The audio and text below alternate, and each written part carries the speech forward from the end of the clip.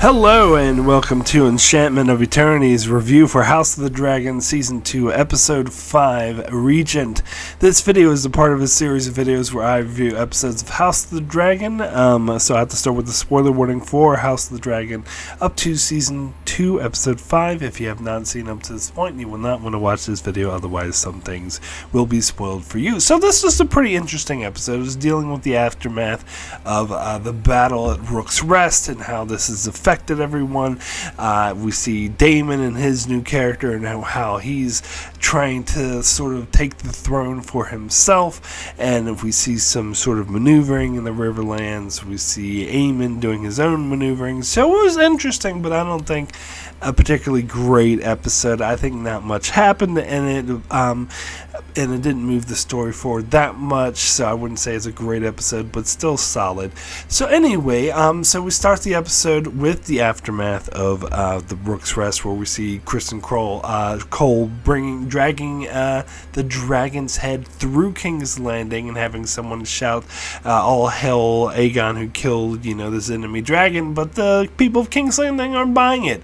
And Cole seems surprised by this, but they don't seem, they just take it as a bad omen, and this is something Marzaria apparently was aware of, that Cole made a mistake by doing it, so it shows that he's a good, military man, but not particularly a good politician.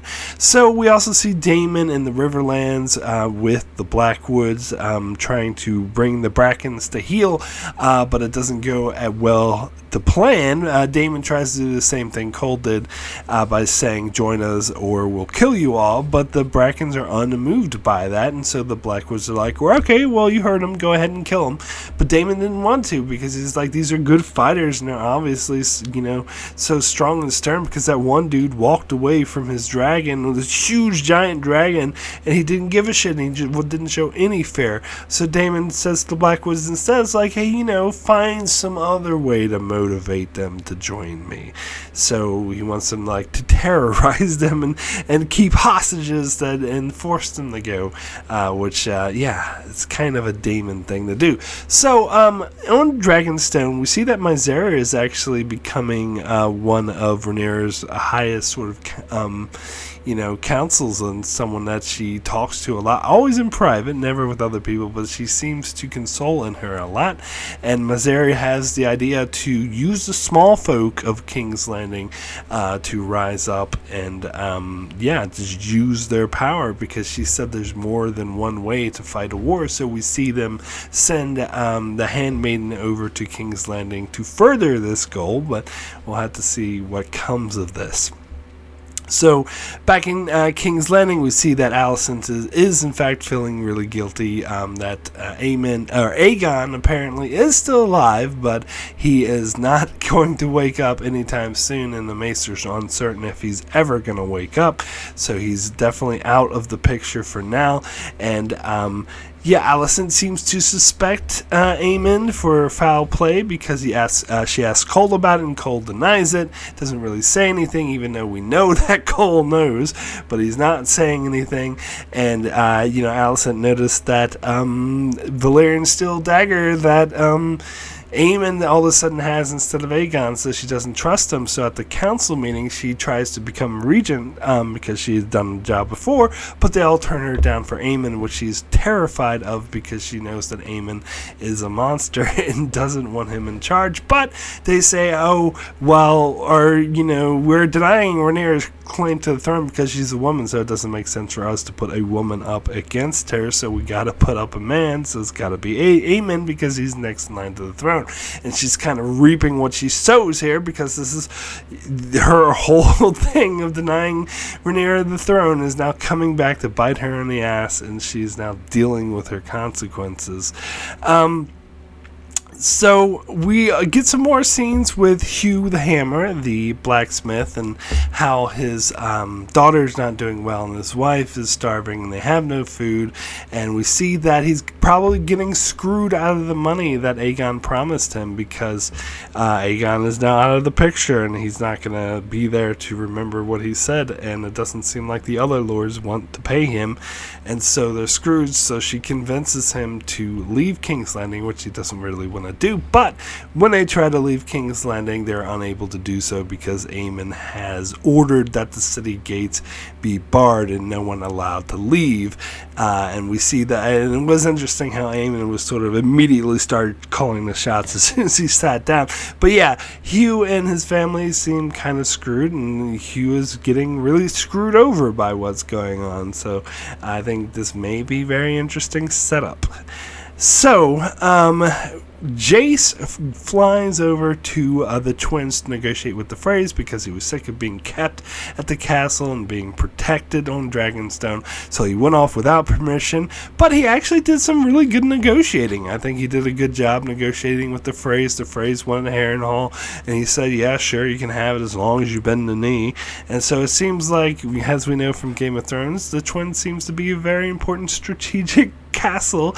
Just don't promise to marry one of Frey's daughters. That's just my only suggestion. But anyway, so we get some really powerful scenes sort of about Rhaenys's death and the backlash of that. And we get Rhaenyra talking to Bella, trying to console her about how great her grandmother was, and then she asks her to deliver the Hand of the Queen pendant to Corlys, to basically ask for him to be her hand. And so Bella does that, but Corlys seems completely uninterested in it. He's very upset with Rhaenyra. He blames her now for the death of both his children and his wife. Now it died for her.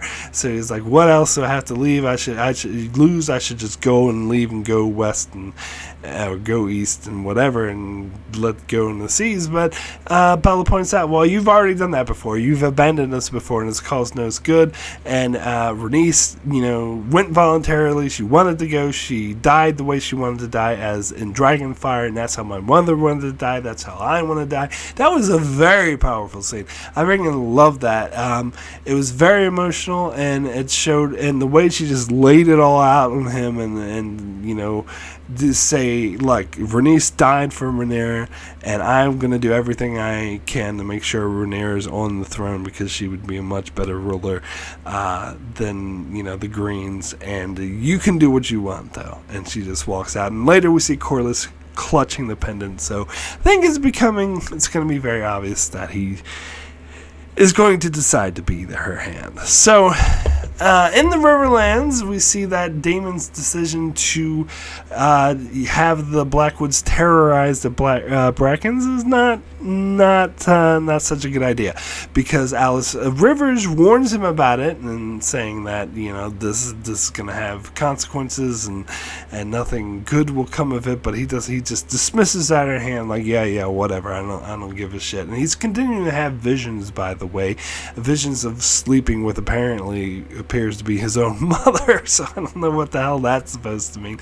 but it all has to do with him wanting the throne, because he's berating Simon Strong, saying, call me king. It's like, but you're not the king. It's like, well, what am I then? I'm married to the queen. You're the king consort. Oh, that other part's unnecessary. Just call me king. And so it's obvious that he's wanting to take the throne for himself. Now he does say, I'm going to go take the throne in King's Landing, and if Rhaenyra wants to come join me and rule with me, sure, right ahead, but I'm not taking it for her. I'm the king. Yes, so we see he is being quite freaking greedy, and Rhaenyra is actually worried about this, and that's why she sent that one dude over to help convince him or see where he stands. But I don't think that dude's gonna do any good. But maybe all the visions he's having, like he's having visions of his dead wife saying that he needs to do what's best for their daughters, that maybe that will convince him to turn around. Also, the fact that the River Lords show up and they're all irate with him because of all of the livestock and civilians and women and children that the Blackwoods put to the sword and are terrorizing and torturing because of his order. And so they tell him under no uncertain terms that they will not support a tyrant. It's like, you can kill us all if you want, but we're not going to support a tyrant. So basically, he didn't want to kill the Brackens instead of having them join him, and now he's in the same situation with all the River Lords, or all these ones anyway, because he pissed them all off. So it seems like he is going to have to change direction if he's going to want to win the Riverlands over. So, we go back to Dragonstone, and we see Jace return, and Rhaenyra's kind of pissy with him because she didn't give him permission to leave. Although at first she says, you did a great job, which he did, and she acknowledges that, but then she talks about how frustrating it is for her, too, to have to be kept in the castle while people die for her, where she wants to go out on her dragon, and earlier the counselors were, like, forbidding it, and she's like, well, what do you want to do then? Like, who do you want to send? Because the only person Dragonlighter left to send would be Jace or Bella, and she definitely doesn't want to send Jace, so it's just Bella, and she can't fight the whole war by herself, and her dragon is relatively small, especially compared to Vhagar. She wouldn't stand a chance, and so she's really frustrated, and she thinks that she will eventually have to go, but Jace says, no, there's other dragons here. We have 2 huge dragons right underneath us, but, she points out that they have no dragon riders, and that's very important, and there's no more Targaryens left. But then Jace says, oh, well, there could be other Targaryens out there, just not with the Targaryen bloodline, but not the Targaryen name, and so this is a very interesting proposal that they're asking to find others who might not be Targaryens, but be in name, but in blood, in order to ride dragons. Because that is the myth, that you have to be a Targaryen in order to ride a dragon. But Jace even points out how the histories that state you must be of pure blood are probably overstated. So, this is going to be very interesting indeed to see how this pans out, because they do have these dragons, not only 2 underneath, but Sea Smoke, as we see, has been flying around the island as well. So it's going to be interesting to see how this pans out for Rhaenyra. So anyway, my rating for Regent out of 10 is going to be a 7. Very good. As I said, a very solid, very good episode with the character stories, getting Daemon's more of his visions and his crazy mindset, and getting Rhaenyra's frustration and Alicent's guilt. Interesting, but nothing really, big and important happened, so I can't say it's like a great episode, but definitely a solid one. So that is it for my review for House of the Dragon Season 2, Episode 5. Please be sure to check out my live discussion I'm doing with Darren and Alyssa on Monday night, 9 p.m. East Coast time. We're going to discuss and break down this episode in more detail. The link for that will be in the description below. Meanwhile, be sure to check out my channel as I continue to cover House of the Dragon and Star Trek and many other shows as well. So be sure to subscribe so you can keep up with all of that. Thanks a lot for watching.